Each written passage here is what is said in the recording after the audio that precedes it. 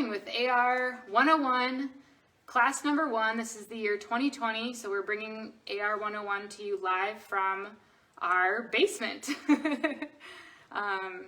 So yeah, who are you? What are we doing here? We are going to talk about adventure racing tonight. So my name is Scott Erlandson. Everybody calls me Earl. I did my first adventure race back in about 2001, 2002 time frame. And that's kind of, when the first round of the eco challenges were coming out, and that's how I got my exposure. Just once I got the bug, I found friends that were also really enjoyed it. So probably almost the last 20 years now, I've just had a lot of opportunity to do adventure racing in the U.S. and kind of had some opportunities to travel outside the U.S. to other countries to do stuff, and have made some amazing friends.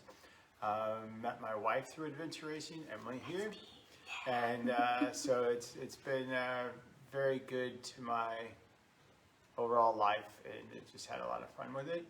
And both of us have had the opportunity to work at the Alpine Shop, and it's a great organization, and they're the ones that are helping support us to be able to put this event on for everybody in the St. Louis Midwest area. Can you just explain one more time why you're sitting down? Through adventure racing, I've had a very great career of not really having much injuries, had some overuse type of things, but Emily and I were on a simple trip back in northern Minnesota visiting our parents and family over the Labor Day holiday, and we were just out on a simple trail hike with our dog, and we were coming down a rock, and it was a little slippery, and I slipped and went down and fractured my ankle. Had surgery 2 weeks ago, and had my post-op appointment today, and after seeing x-rays, there is a plate and at least 10 screws in there, and then a guide wire as well. So did some good damage there. So, but we're on the road to recovery, and by Castlewood, I should hopefully maybe be out of a walking boot by then. So, but for the next 3 weeks, I'm still on crutches and in a cast, and looking forward to a walking boot and being able to walk a little bit. So just keep in mind every day that when you're out there taking a dog for a walk or going for a run or a hike, how nice it is to have 2 feet, or just making a bowl of cereal at the sink and trying to figure out how you're going to get it from the sink to the table. With crutches, it's hard to do those things. So just don't take your health for granted. Enjoy every day that you can get up and walk around. Good intro. There you go. Just a quick intro for me. I'm Emily Korsch. I'm the other co-race director of the Castlewood 8 Hour. I have been racing since 2009. Actually, the Castlewood 8 Hour race was my very first adventure race of all time. I raced with 3 really great guys from the St. Louis area here, and I was hooked. Like within the first few minutes of the race, we were, the race organizer said go, and we took off down this road, and then like 30 seconds into that, the entire race veered sharp right into the, just straight into the woods, no trails, no anything, and we started bushwhacking to our first checkpoint, and it was just then I was like, yes, this is what I like. So it's super, it's such a full circle opportunity to have this be my first race, and then have the opportunity to direct it with Earl. This will be our 6th year hosting the race in conjunction with Alpine Shop. So it's pretty, it's amazing. It's such a fun event, and it's great to see so many first-timers participate with us. And this is how many years for the Castlewood? Is it 15? Oh, this will be the 15th anniversary, of Castlewood 8 Hour. It'll be the 15th anniversary. And I guess I'll just give everybody a quick update of where we are, with COVID-19 protocols. We're obviously working in conjunction with our land managers who issue us permits. We are kind of continuing to develop the plan so that we feel comfortable and that our land managers feel comfortable. Of course, it also changes with the various county regulations where they are at the moment. Actually, St. Louis County just this morning had a big announcement that was actually favorable for us. It kind of helps our case a little bit more, grants a little bit of leniency towards outdoor events. So I just wanted to let you know that we're still planning on having the race. We'll have COVID protocols in place. Obviously, our post-race celebration is going to be very muted, kind of a finish, and not too much mingling, which is kind of a bummer for us because that's a really fun part of the race. But we just want to give people the opportunity to compete on the course, and then we'll have to save the mingling for next year or whenever it's safe for everybody. So just let you know, and if anything does happen with our land managers and we end up not getting a permit, I would say that it's still a possibility. We're not out of the woods. But if anything does happen and we end up not getting permits, then all the racers will get full refunds. No questions asked. It's just, it'll automatically be processed. So just hang in there with us, and hopefully we can show you a great course for the 15th anniversary of the race. Okay, so today we're going to talk about navigation and trekking. Navigation is kind of the cornerstone, kingpin, crux of any adventure race. As you all probably know, hopefully know, we have no GPS devices allowed for the race, and it's an unmarked course. So the night before, Friday night at Packet Pickup, we'll give you at least one map and maybe more, and a list of checkpoints on the clue sheet. So you'll have that information the night before the race. Because we kind of angle this event towards beginner teams, we want to give you that night before the race to look at the map, look at the clue sheets, do any plotting you need to do, and then have that time off the clock to plan your course. So you'll get a map, and then you'll plot your checkpoints and then kind of try to decide how to get from one checkpoint to the other. It's really up to you, and that's what I think makes adventure racing so much fun, is you are in charge of you. If you want to take a huge, long, safe navigation route, then that's great. If that's good for your team, go for it. If you want to take a really direct, very off-trail, challenging navigational course, then great. Like, let's see it. So there's all kinds of different options and choices, which is really fun. But what you'll use during the race to navigate is one of these. Yeah, we're gonna have to like watch the light, kind of. So you'll get this. This is a Usgs Map.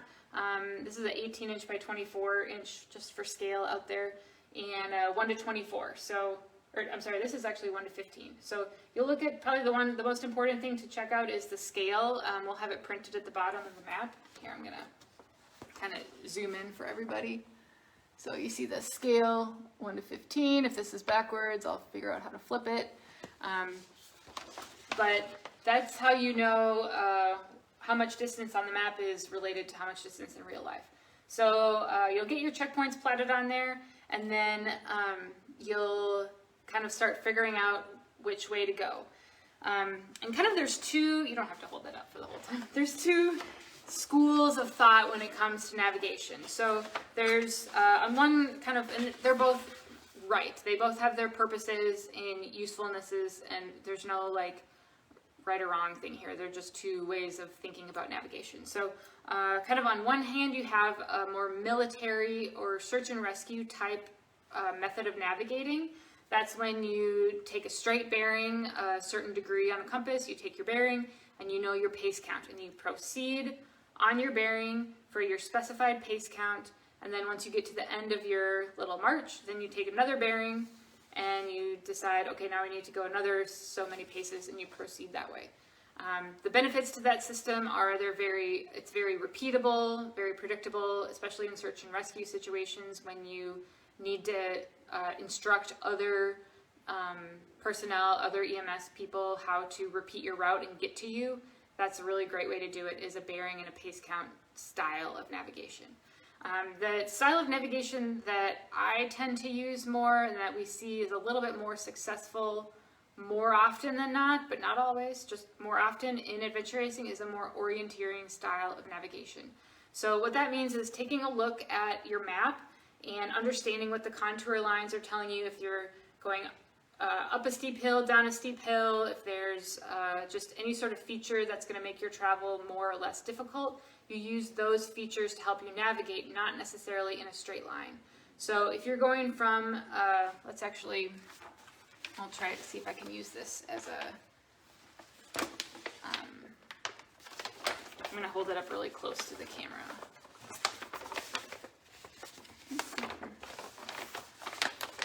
So if you're going from, this is going to be fun. So if you're going from 2 to 4, if you were trying to do a bearing and pace count strategy, you would just draw a straight line from 2 to 4 and proceed on that straight line, which is basically due south between these 2 checkpoints. If you were adopting a more orienteering style of navigation, you would see that this number 2 here is on the tip of a spur, indicated by the contour lines. And this number 4, let me look, is in a reentrance. So that's kind of in a low land between 2 spurs. So maybe not a direct way to go, but certainly a physically easier way to go between these 2 is to kind of come off this number 2 point here, drop down, stay on the low land, and then come up the reentrant and hit this number 4. So that's what I mean by reading the features and maybe not necessarily taking exactly straight line between 2 checkpoints, but you're going to take either a physically easier route, which means kind of following, avoiding elevation change. So either if you're low already, staying low, or if you're high already, staying high, or taking a navigational route choice that gives you different features so that you know different checks kind of along the way so that you know you're on the right path. So those are kind of the 2 styles just to be aware of. Either if you're learning to navigate or if you're just developing your navigational skills. They both have their place. Bearing and pace count is really useful when it's flat, when it's nighttime and you just need something to guide you all the way, and that your compass can hold a bearing and that can guide you all the way from one point to another. What else is bearing useful? When you're paddling, kind of same thing, when you don't really have a lot of, that's really like flat and in some sense. But anyway, that's kind of the 2 just ways of thinking about navigating. And so when you're actually navigating, and we want to just really encourage people, like, don't think you're going to watch this and 30 minutes later, like, be an expert navigator. It's basically impossible to learn how to be a good navigator in a classroom indoor environment. You just have to get out and practice and make mistakes and fail and get lost and cry. Like, that's been me a million times, and I'm like still learning. So we're just going to give you some tips to think about when you're out there and practicing. And if you're in the St. Louis area, we have AR101 classes. That's the 1st and 3rd Saturdays of November, where you can come out and practice with us, and we'll help you from a socially distant place. We'll help you learn how to navigate in the woods. But things to look for when you're executing or planning or executing a route. First of all, you need to know what a contour line is. So normally, if we were having a class with people, live people, we would like ask for a show of hands, like, anybody know what a contour line is?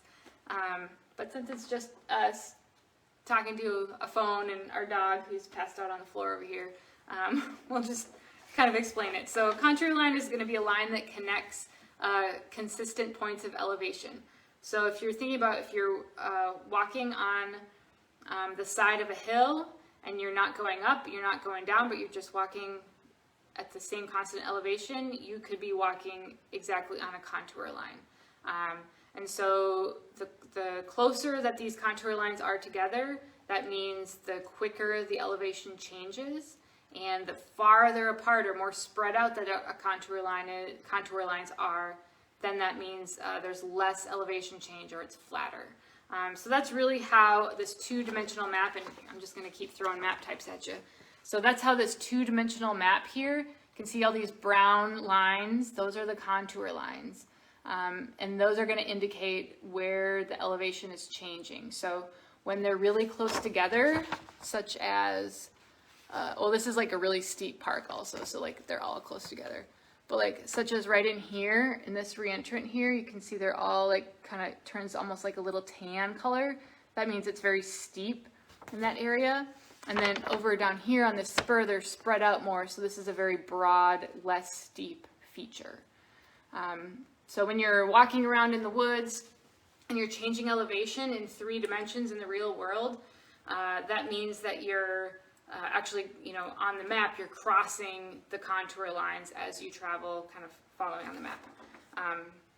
So those are just critical. Like, you could get away with, if you had a map with only contour lines, you could have so much more information, you could have so much information, and even without the trails on it, even without roads, like, you could really get along quite well with just contour lines.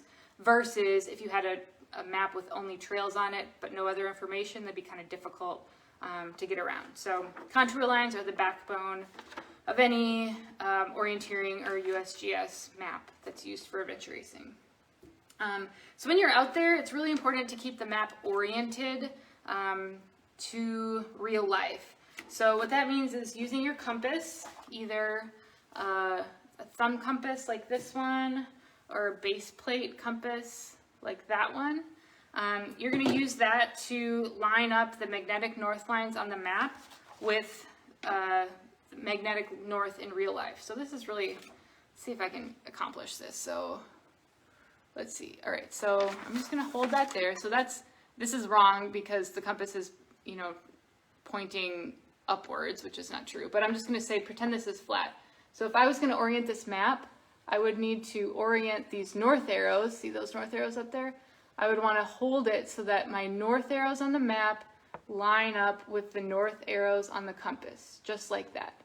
So then I can also position my body so now I know that the map is oriented properly in space in the real world.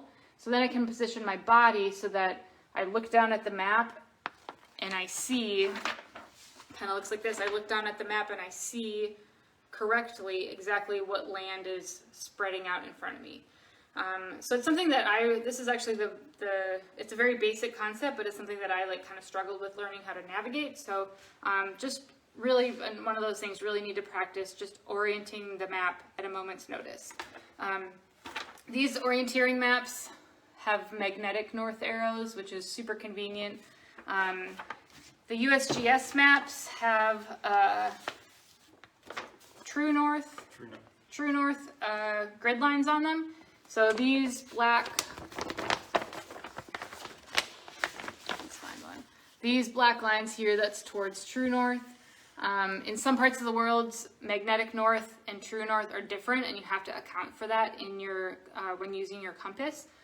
Fortunately, in Missouri, let's see if I even printed it. Yeah, I didn't. The declination is like 1 degree, so it's barely noticeable, and we basically ignore it when we're here in Missouri navigating. So, bonus, beginner-friendly race, you don't have to do declination. Where'd my little agenda go? Okay. Oh, I know, it's right here. Trade check. Okay, so you're going to orient the map, and then as you're traveling along, it's really important to the concept of staying found. So the easiest way to do that is by using either your thumb or your finger or some pointing device, maybe the tip of your compass.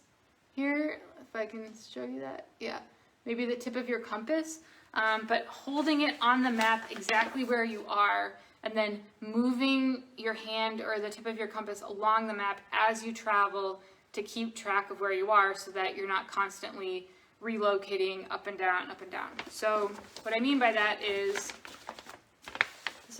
this is a big challenge, but I'm kind of thinking that you guys are going to be able to see stuff.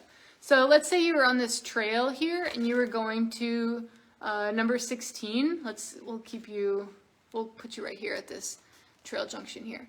So say you're at this trail junction and you can see the little corner of my compass has the black line. You're like, I want to get to 16. How do I do that? I'm going to follow this trail. So you follow the blue trail line, and as you're going up this reentrant, you're going to keep moving the tip of your compass or your thumb along the trail corresponding with your position in real life so that you keep track of where you are. So that when you get to, so this is 16, it looks like it's on a hilltop. So when you get to if you get to like an earlier hilltop, you know, oh, I'm not there yet, so that you can kind of follow along until you get to the checkpoint. So it sounds like kind of a duh thing to do, and actually the best example of this is if you have GPS in your car. Earl's got it in his car, but I do not. I'm still catching up with the times. But just consider, like, this is what any GPS program does while you're driving. You see your little car icon, and it moves along corresponding with the car's place on the map. That's exactly what you're doing when we say thumb the map or keep track of where you are on the map. You're just, pretending that you're the car on the GPS map and just moving yourself along in conjunction with where you are physically in real life. That helps keep track of where you are, where you're going, what feature you're looking for next. It just really helps a lot with keeping track of where you are. And then another main kind of piece of advice is to simplify your route as much as possible, especially when you're learning to navigate. Don't do anything too crazy. If there's a safe trail connecting 2 points, and maybe a little bit longer, but you can hit that trail, stay found, go for it, simplify. If it just is, it's kind of like the Occam's razor principle that simpler is better. So anything you can do to simplify your route is worthwhile, and look for ways to do that, either by staying at a constant elevation, staying on a similar feature, staying on a trail. All those kinds of things really help navigating. And another tip is to use attack points as much as possible. What's an attack point, Earl? It's a known location. It's a known object or a known location that you can look for, or that it's out there. But then also, when you're looking for certain attack points, since you're traveling with a team of 3 other people or one other person, however your team is configured, it's a good idea to let them know also what you're looking for, because when you're looking at a map all the time, and you might be looking for a post in the ground or a rock feature or a man-made object, if you're looking at the map at that time where you're coming upon it, you might just walk by it. But if you let your teammates know that there's certain items that you're looking for, they can help you. It's a team sport, so as much as you can keep your teammates informed of what you're looking for navigational features, or talking through the map, it's a team effort. So it's always best to let everybody know kind of where you're traveling, how far, what we're looking for, and just keeps everybody on the same page. So I have an example of an attack point here. So kind of what Earl mentioned, it's exactly what it is. Attack point is a really visible, known feature that's close to the control that you want, but that's not quite at the control. So it's basically something that you can travel to full speed. You can focus on getting there as fast as you want because it's a really obvious feature. But then once you get there, you're like, okay, I'm at my attack point. I need to slow down a little bit, hone in my navigation, and bring us to the checkpoint. So I'll give you a little example here. Okay, so we're going to this point right here, number 23. It's a road junction. And we're coming from 22. So if we were on this orange line, it's a road. A great attack point here would be this railroad track and the T intersection right here. So if you leave 22 up here on your bike or on foot, doesn't matter, and you can focus on getting from 22 to this attack point, which is the railroad tracks, as fast as possible, because it's not likely to miss railroad tracks. You're gonna know when you get there. They're very obvious, big, easy to see. So your attack point is going to be these railroad tracks, and okay, when I get to these railroad tracks, I need to turn, follow another little side road, and attack into this next checkpoint, number 23. So that's what the concept of attack points is. And it's kind of like, I hate to relate this all back to driving, but it's kind of like, okay, you need to take the interstate until exit 304 with the McDonald's, and after that, you're going to go 2 miles down the way to the state park. So exit 304 with the McDonald's, that's your attack point. You can kind of turn your brain off until you get there.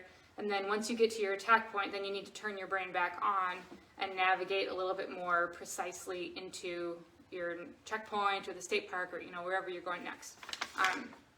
So they're really helpful, and they can improve your team speed quite a bit by, simplifying the route. And also along that same point is handrails. What's a handrail, Earl? A handrail. Those are like items that you can look for along the way, more or less. Uh-huh. That's it. Yeah, that's good. So yeah, handrails are things that are along the way, or linear features that you can follow, almost like you're physically holding a handrail as you go through the woods. So examples would be a creek, a trail, just something that's long and that you can hit it kind of at any spot along its length. You don't have to be very precise when you're hitting it. But once you're there, you can use it and follow it to get to that next checkpoint, next attack point, whatever you need. So again, it's simplifying the route and creating something that you can follow in the woods. So a very basic example would be, I had another, I'll just keep using that map. So another basic example would be, let's just use the same one that we just talked about. So in this case, we use the railroad tracks here as our attack point. And then also we're going to travel alongside the railroad tracks here into the checkpoint. So that's also going to act as a handrail for us. So we know, keep the railroad tracks on our right side or whatever, don't cross them, and then eventually you'll run into this junction where the checkpoint is. So that's just a handrail. It's a linear feature that you can use to kind of speed your travel along and make your navigation a little bit more simple. Another tip, and these are all from David Fry, by the way. He has been the navigator for Team Alpine Shop for a long, long time. Very, very talented. One of the top adventure racing navigators in the country and orienteers in the country. He can do both, which orienteering being a little bit more detailed and adventure racing being a little longer. But he's taught me so much about how to navigate, and these are all his tips from when he talks about navigation. So I'm not taking credit for all this. This is all from David. So don't be too embarrassed or lazy to pace count. So we talked a little bit earlier, if you're following a bearing and pace counting. What's pace counting? Pace counting is a way of measuring distance traveled without using a GPS device. And basically, it's best to go to a track or just a sidewalk and measure out a certain distance. But, I think for most people that are in that 5'8" to 6 foot or so, one length depth is pretty much close to one meter. And so let's just say that your navigator says, okay, the checkpoint should be off the trail in north 200 meters. It's not uncommon for teams to just have one or two people just start counting paces, and then that way you know that, okay, we're 100 meters out, we're 50 meters out, 20 meters out, and we better start looking at 50 meters out so that, spread out. Just kind of everybody get your eyes open and try to find it. So it's kind of the quick answer on that. Yeah. And that's something that, again, that the team can help the navigator do. So anything that you can do to make your navigator's life easier, you should do it, because navigating is really difficult. So if your navigator says, just like Earl was mentioning, 200 meters off trail, we're going to find the control, start counting your paces, and so that you can tell your navigator when you think you've gone 200 meters. And it's never going to be exact, and but it just helps give you, especially when it's night and you're tired and it's kind of hard to judge your travel, pace counting will really give you a good baseline, so that you don't stop too early, so that you don't overrun a control and forget to look for it. And it does take extra effort, but it has saved a lot of teams' butts, especially at night, especially when it's hard to see what's going on. Pace counting really is very helpful. Also, another thing that teams team members can do to help the navigator is help them be an accountant. So kind of like Earl was mentioning earlier, the navigator says, okay, we need to look for a parking lot, or we need to look for power lines, something like that. Then the team starts, keeping track of where they are in the real world and looking for these items. So it's kind of called being an accountant. So if you can, think the navigator says, all right, we're going to cross a power line, then we're going to cross a trail, then we're going to turn left and go down a spur. Then the team's like, ooh, okay, I'm going to be an accountant, and I'm going to look for the power line, count it. Then I'm going to look for the trail. Okay, I counted it. Then we're going to turn left. Like, okay, got that. Then we're going to go down the spur. So it kind of just gives everybody a list of things to keep in their mind to help the team operate as a unit as you're navigating to a point. And then that's the flip side of that is, as a navigator, you need to be clearly communicating with your team. All right, team, we are looking for, let's see, what's another example? We're going to cross a creek, and then we're going to cross another creek, and then on the third creek, we're going to turn right. So that kind of thing, as a navigator, you can really tap into your team's additional, mental computing capacity and help the entire team be an accountant and keep track of where you are on the map versus real life. So that's being an accountant. Stay found is another tip for navigating. I kind of mentioned that earlier with using either the corner of your compass here. This is what all the influencers do, is they put their hand behind stuff. That's not really, there you go. They use the corner of their compass to navigate to keep track of where they are. You can use your finger to kind of trace your path on the map. But just any effort that you can do to stay found while you're navigating, even if it's slightly slower, do it. Because the cost of getting yourself lost, having to relocate, just all of the time and effort and physical effort that goes into relocating, plus the added mental stress, it's very costly. So even if you're a little slightly slower, being more cautious, being very careful to follow exactly the route that you intended, it's going to be better than just saying, oh, we'll get there when we get there, and charging off into the woods and then getting lost and you have no idea where you went wrong.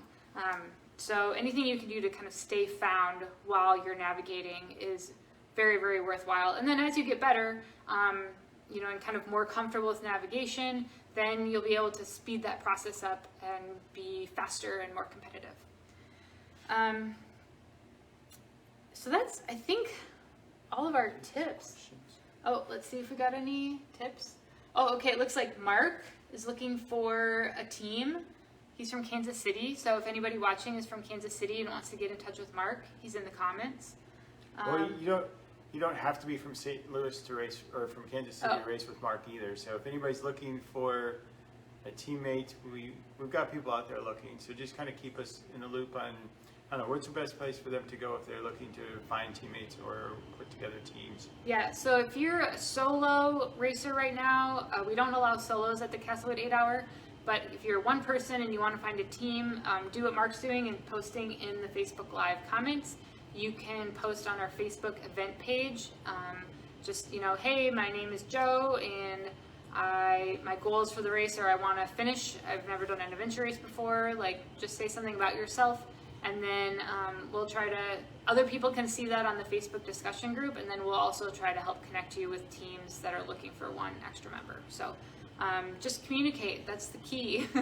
Is let us know, let Facebook know, and that we'll try to help you out because we really want to see everybody at the Castlewood 8 Hour in December. Yeah, and don't give up, because we have teams that are losing team members all the way up until the night before the race. So just part of adventure racing is just stay persistent. So yeah, it's just one of those sports where everything's kind of always moving and changing. So, keep looking for teammates, but don't give up either. Right. And if if we can't make a connection for you, come out and volunteer. That's actually how I've met some teammates that I've raced with in the past. So If you can't find a team, you don't want to wait until the last minute, just sign up to be a volunteer. You'll meet us, you'll meet other racers, you'll kind of see who's on the speedy end of the race, who's in the back of the pack, and kind of help match that up with what your expectations are. Plus, we need volunteers. Right, and being a volunteer it's like having a front row seat at any event that you ever want to, because you get to see how the fast teams do it, how the slow teams do it, how the new teams do it, and just watching each team go through a transition area, it's so amazing. You can learn so much through those types of things too. So yeah, we'd love to have it. We can take as many volunteers as we're looking for if we can, if you don't find a teammate and want to still help out. Or the other thing is you can come to our AR101 classes.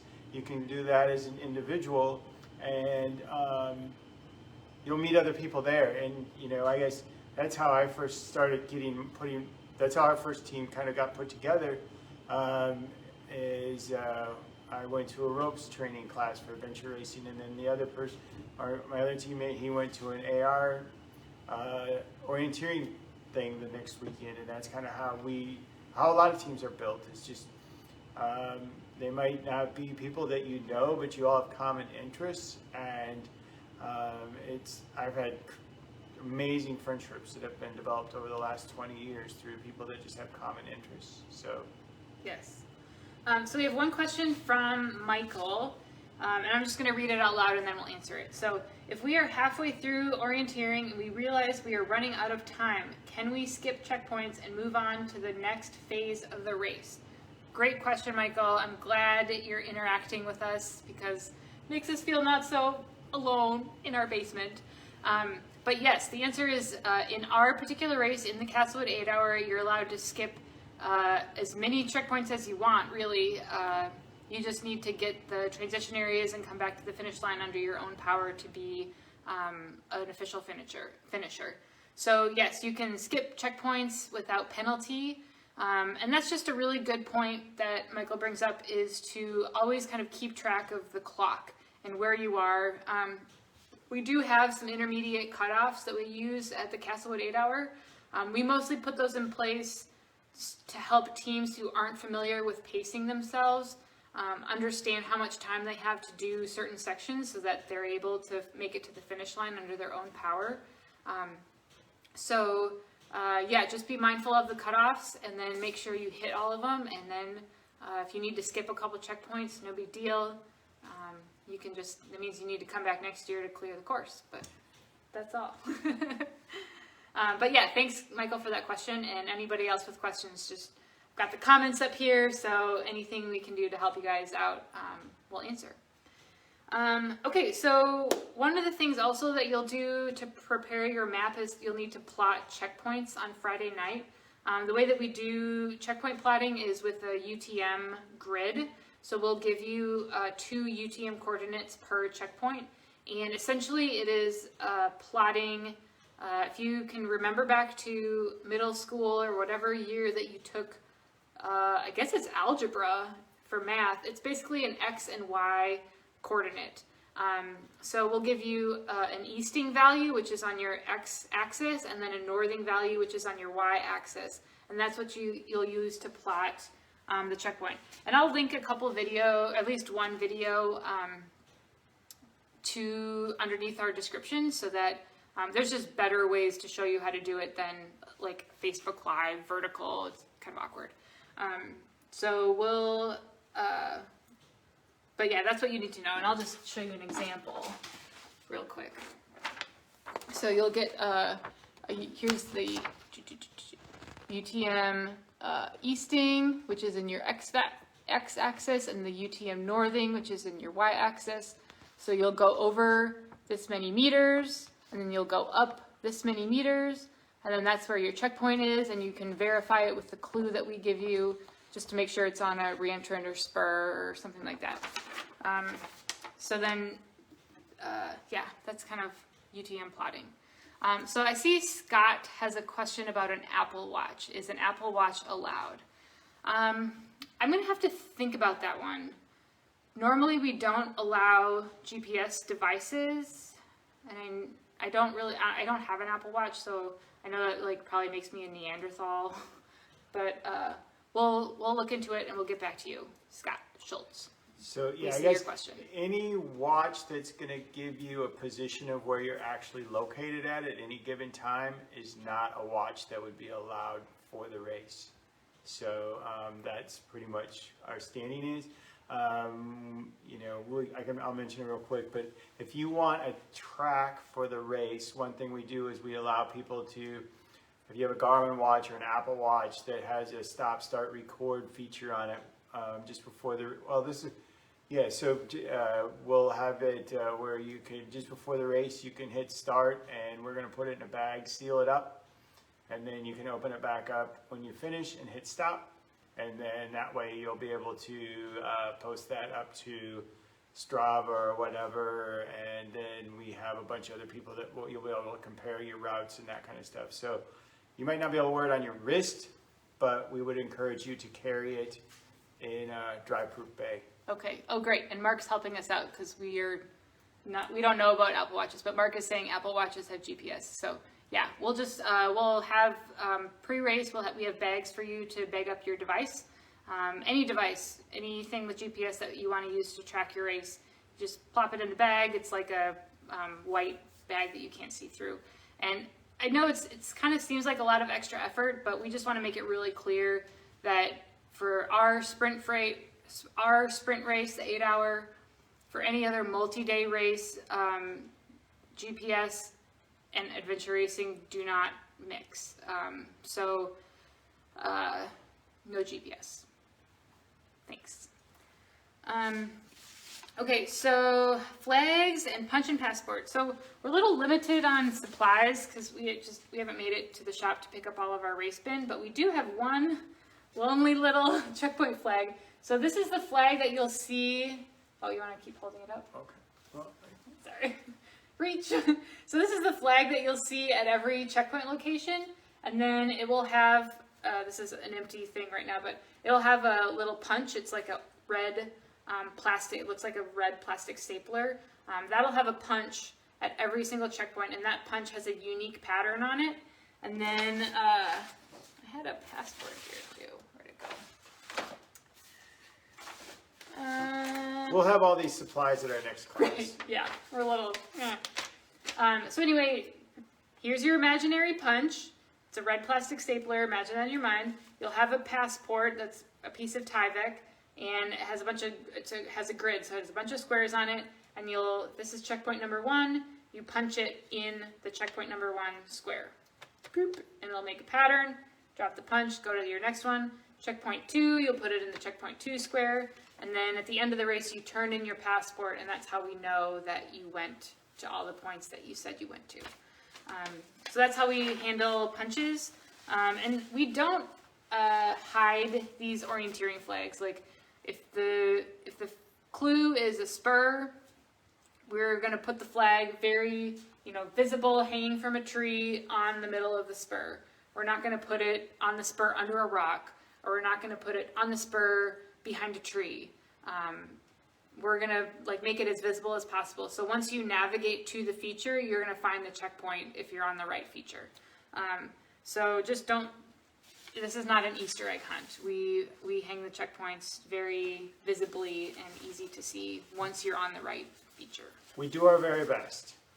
Yeah, And sometimes they get... Sometimes the wind can blow them around a little bit, or, the thing is that a tree is 360, and if it's a big tree, if you come at it from that one direction, it might be on it might be to your backside, but for the most part, we try to, hang them where they're visible and they're not buried in the dirt.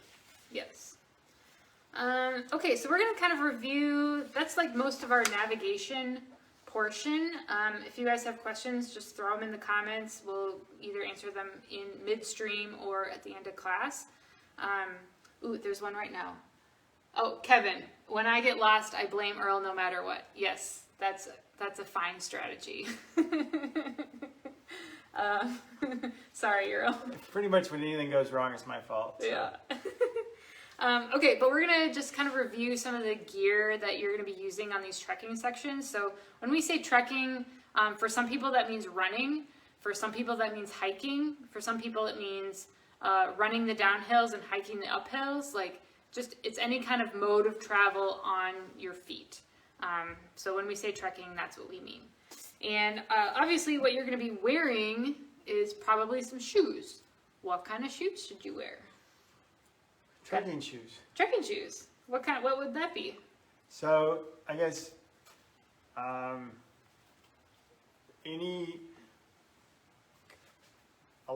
there's a lot of different brands out there. And we're not trying to do infomercials, but Emily and I are very partial to the brand Solomon.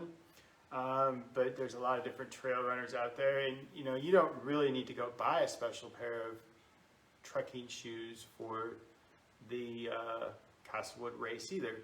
But normally is what we're looking for is something that has a decent. There you go. Here, I'll hold it up. A decent Teamwork.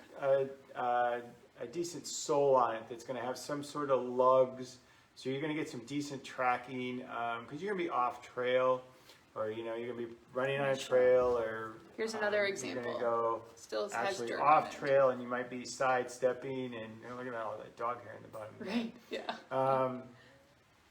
So you're going to want something that's going to provide you with some grip. And this is a guy that's slipped and fell and broke tell his us about ankle. grip. So I had one shoe that stayed planted and another shoe that did slip. So that's just the way it is sometimes. But and then you're going to want something that's not too tight because your feet do kind of swell as the day goes on. So you want to be able to wiggle your toes around a little bit, and just a good old comfortable pair of shoes. And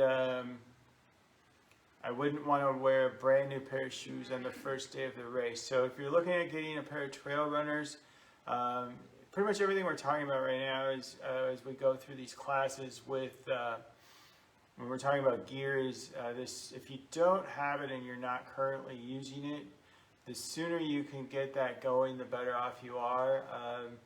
I guess I try to avoid it, and you can't always avoid it, but showing up to a race with price tags still on the equipment or gear coming right out of the box is not always going to bode real well, especially shoes.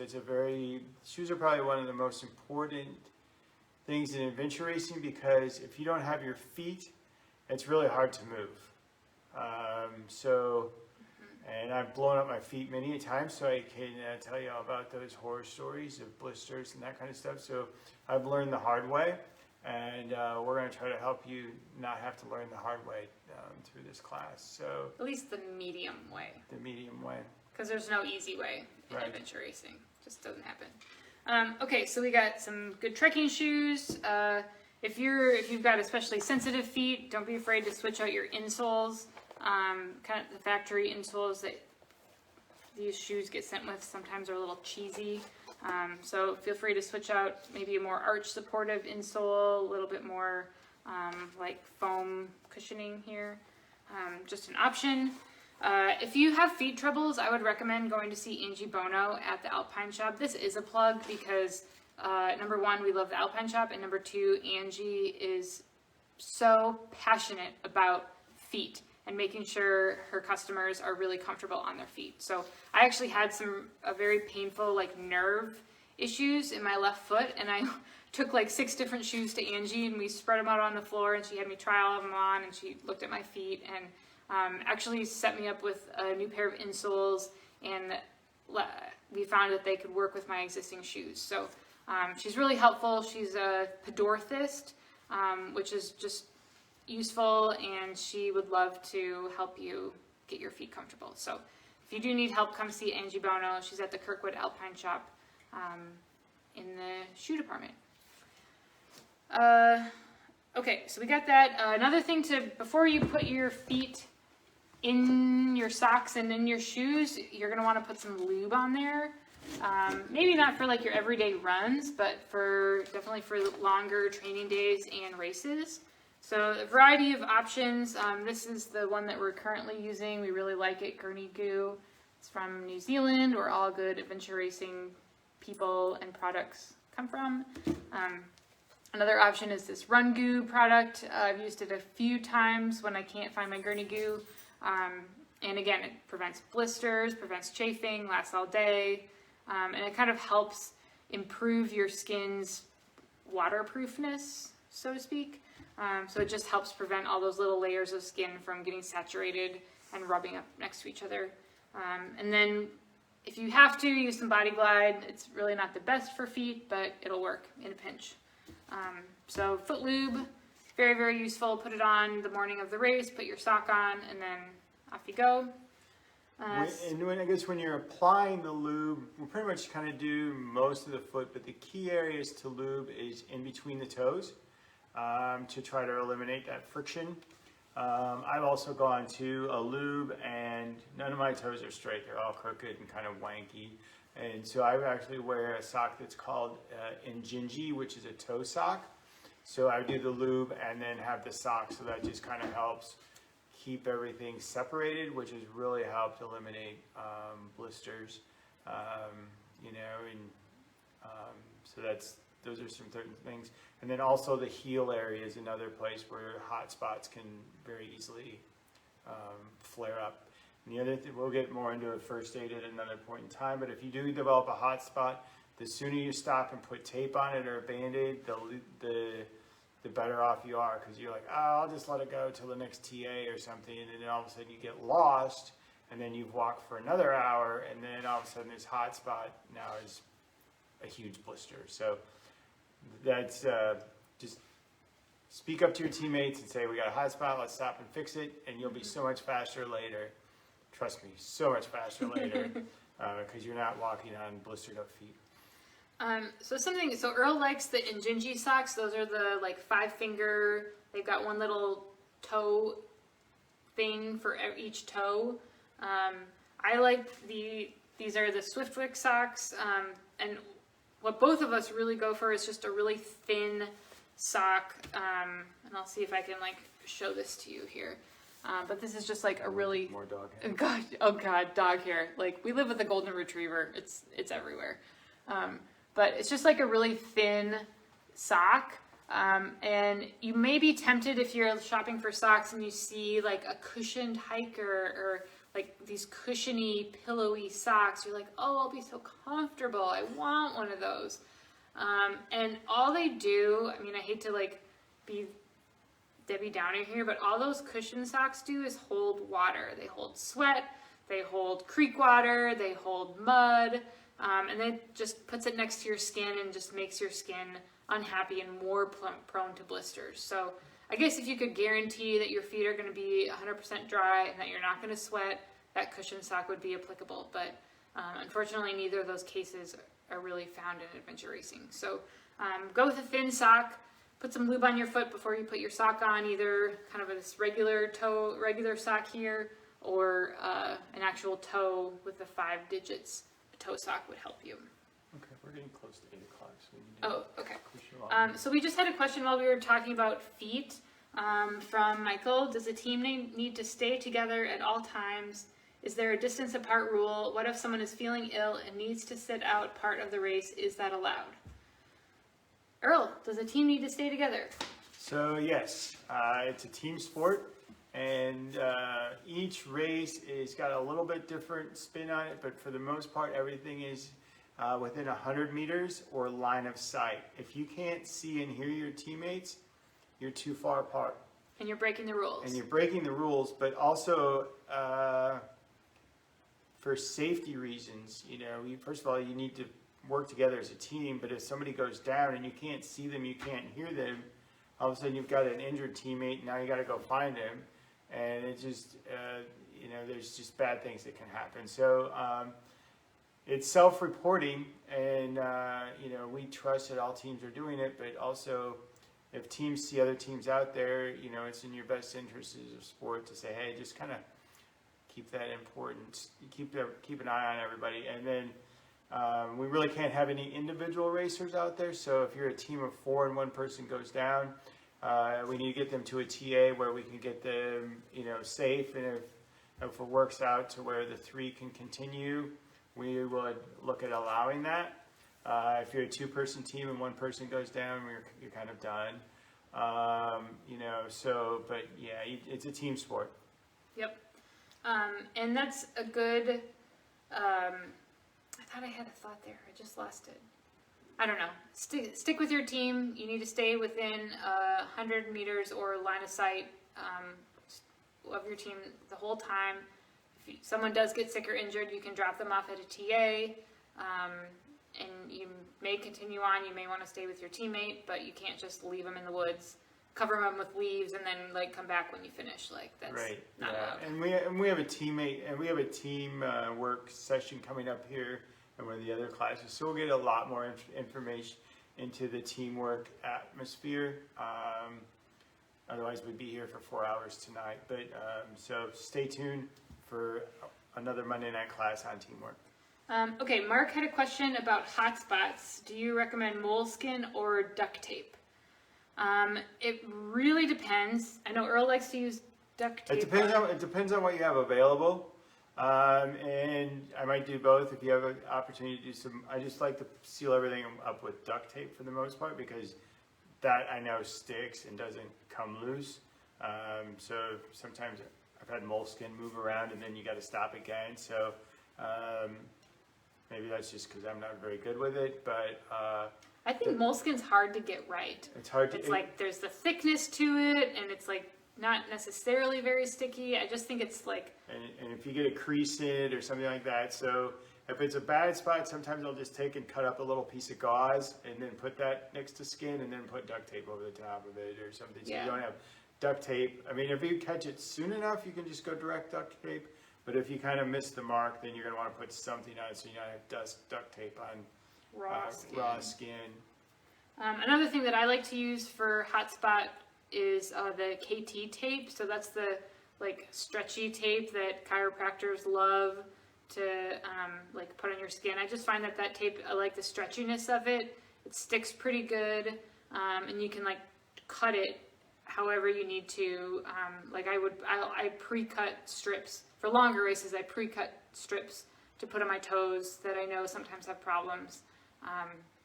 So I like, that's the KT tape. It's stretchy. It's very thin. It just helps create a nice barrier for hot spots. And then, okay, so Mark had another question, and I'm going to use that to like roll into our next little point. We have just a few more points, so hang out with us. So Mark, for men, do you recommend running tights or hiking pants? What do you like? Man. Depends. I use both. It just depends on the length of the race and the temperatures. For Castlewood. For Castlewood, people are going to use both. And so it's going to boil down to preference, whatever you're used to. And sometimes I feel tights are a little warmer, but sometimes you're going to get maybe a little better protection out of trekking pants. So I'm not a very good source of giving you the best answer. It depends. It depends. Either one. It depends, and you're not going to go wrong with either one. Yeah. And if it's really cold, you might use both. Yeah, that's true. I think the main point is something Mark, you've already grasped, is just to have something covering the full length of your leg, be it tights, be it pants. Just don't go bushwhacking in shorts. Maybe in an 8 hour you can get away with it, but you're just going to get tore up with branches, sticks, briars, and it just makes the rest of the race really uncomfortable. So if you're going to use tights, like actually kind of one of my favorite things is to use a capri tight or a 3/4 inch tight, and then use these shin gaiters. This is what they look like. So this goes under your foot, and then this just kind of goes over your shin, and this is actually like a little shin guard. It's like kind of some quilted material to help fend against briars. So something like this gaiter, or even a calf sleeve.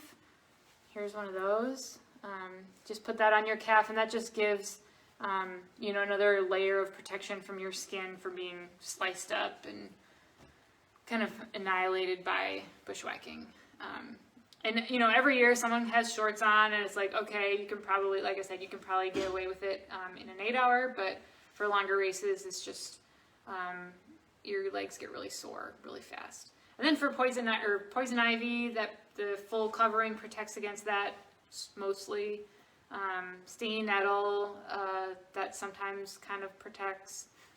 Not really. Unless you're Earl, and then it's just miserable no matter what. So yeah, full covering, either a trekking, hiking pant, lightweight, or a running tight would be fine. Just make sure you have full coverage. Another question from Keith. Will we be carrying bike helmets, PFDs, etc. for the whole race? Great question. In general, no. The race is short enough, and the course is organized in such a way that you don't really need to carry a ton. You do need to carry all your mandatory gear that's on the race mandatory gear list. But in general, if you're not biking and wearing your helmet while you're biking, then you don't need to be carrying your bike helmet with you trekking. Yeah, if the easy way to think of this is if we have, let's just say we have a bike drop before the race, you would leave your biking related items with that. And then anytime you're on your bike, you're going to have those. And if you go where you bike to a trekking section, you'll leave the bike. You can leave your bike helmet and bike shoes at the bike if you're flopping back and forth between there. So, and then PFDs, those are provided by the race, PFDs and paddles. So when you pick up the boat, you're going to pick up a PFD and paddle. And when you're done paddling, you will leave the PFD and paddle with the boat. So that is a mandatory thing at the Castlewood 8, is everybody uses PFDs and paddles provided by the race organization. Yes.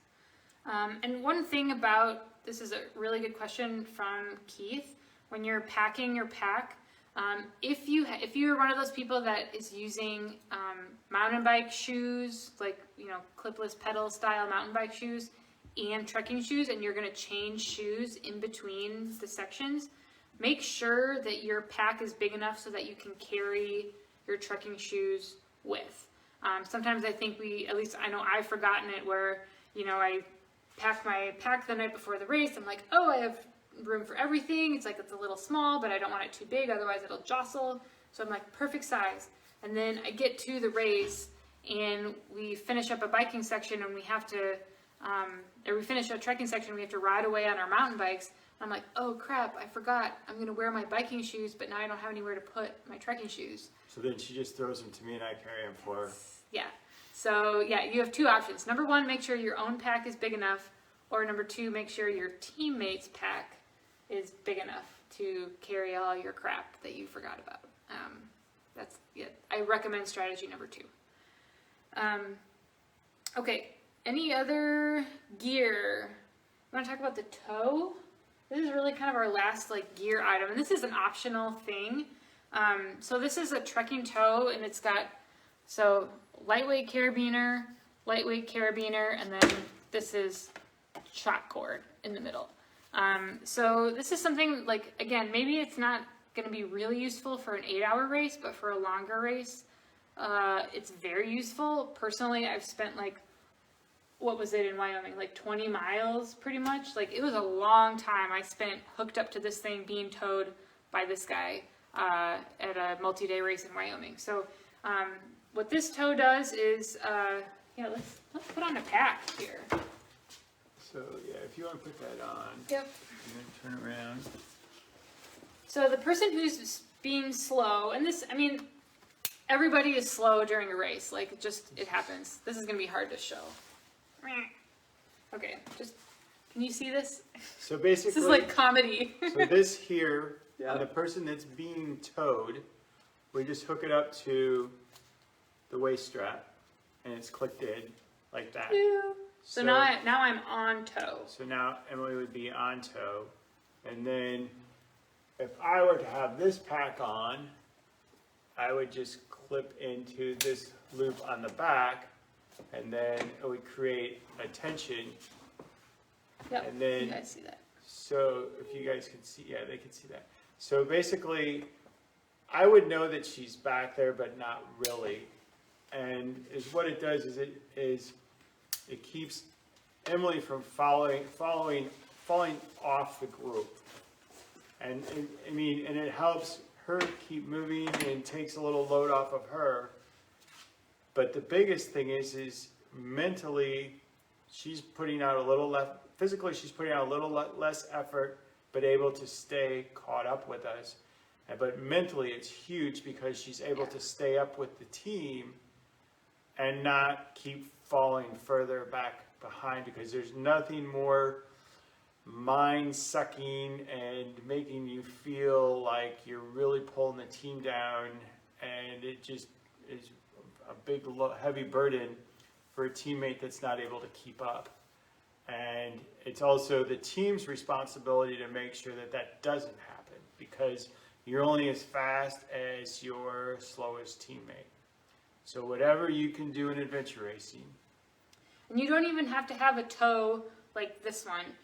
Maybe it's simply as if I'm falling behind and I'm feeling slow, maybe I just grab this loop here with my hand, or I grab somewhere else on my teammate's pack with my hand and just hold on to this, and then that again helps pull me along to stay with the team on foot. And we'll talk about biking in another class. Right.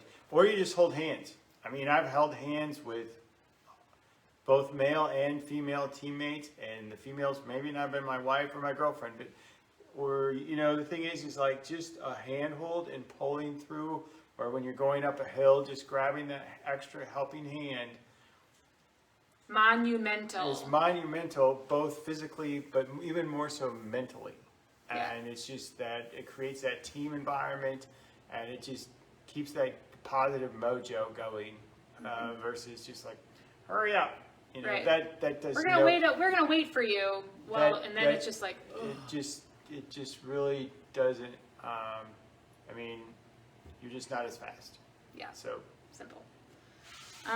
Okay, couple more questions. So first of all, I really appreciate you guys sending in your questions. It does make us feel like we're not so alone. Okay, David, do you find that tights help with chiggers in the summer? One of us is allergic to them. Allergic because I have an alpha-gal allergy that I got from ticks/chiggers. So if that's you out there, I'm with you. But do I find that tights help? No, yeah, they do not. It's almost a little. They do not. The only thing that you can do, somebody out there is going to be more knowledgeable out there than me, but I think just the DEET or the heavy bug sprays. Chemicals are things like your best things. I can't even think of the name of the product that we used to spray our clothes with. Permethrin. I don't know if that even works against the chiggers, but I know some people wear socks and then tape their ankles tape their pants to their ankles and that kind of stuff. But tights and pants really are no barrier, as far as I know, to those things, unfortunately. And they're miserable. Creative little buggers. I've ended up on steroids because I've had them so bad, but I've not had, unfortunately, as of yet, I've not had an allergic reaction to them. Yeah, but whoever's out there with an allergy to chiggers, we're here for you, because it sucks. They're miserable. Yeah. Okay, one more question. Oh, Kevin wants to suggest flea collars around the ankle work marginally. Oh. Is that for real, or are you just pretending? I don't know. Please clarify your comment, Kevin.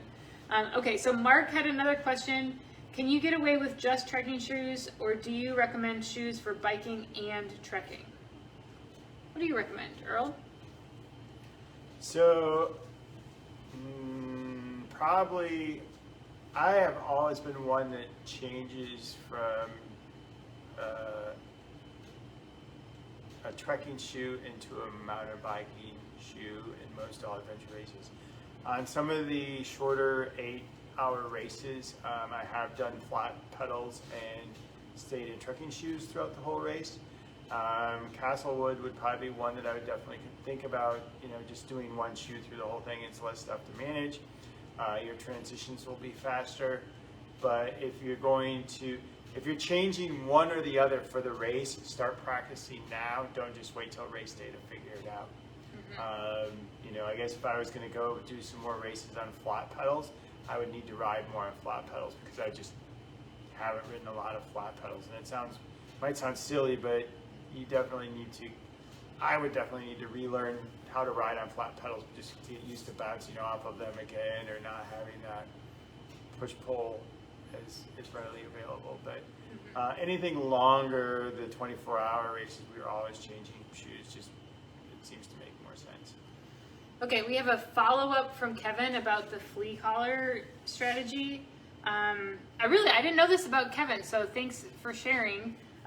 He used to mow the sides of county roads, and having a flea collar around his ankle would make a difference in all but the thickest grass to reduce or eliminate chigger biting. So learn something new every day. Like, this is awesome. I love it. Any other helpful tips like that? Like, just keep them coming. Keep them coming. Yeah, we love it. Okay, so I think that's all we have for tonight. Any other like last minute pieces of advice, trekking and navigation? Nope. And what do we have next week? Next week, so same time, Monday at 7 p.m., Facebook Live on the Facebook event page. We're going to talk about clothing and paddling. So we'll kind of just go through what kind of clothes you should think about, and then some tips for a successful paddling leg of the race. All right, so no last minute questions. Thanks you guys for tuning in. Like I said, we'll upload this to YouTube in the next 24 hours or so it'll be living on in perpetuity. We also have our previous classes there, so if you want to just get another angle on things, you're definitely welcome to just watch YouTube classes for ages. Probably we'll have about almost 20 hours of AR101 after this year. So that's all I got. Thanks again for coming. We really appreciate it. Thanks for everybody taking time out of their day, and we'll see you next Monday and talk about clothing and paddling. Thank you. Thanks.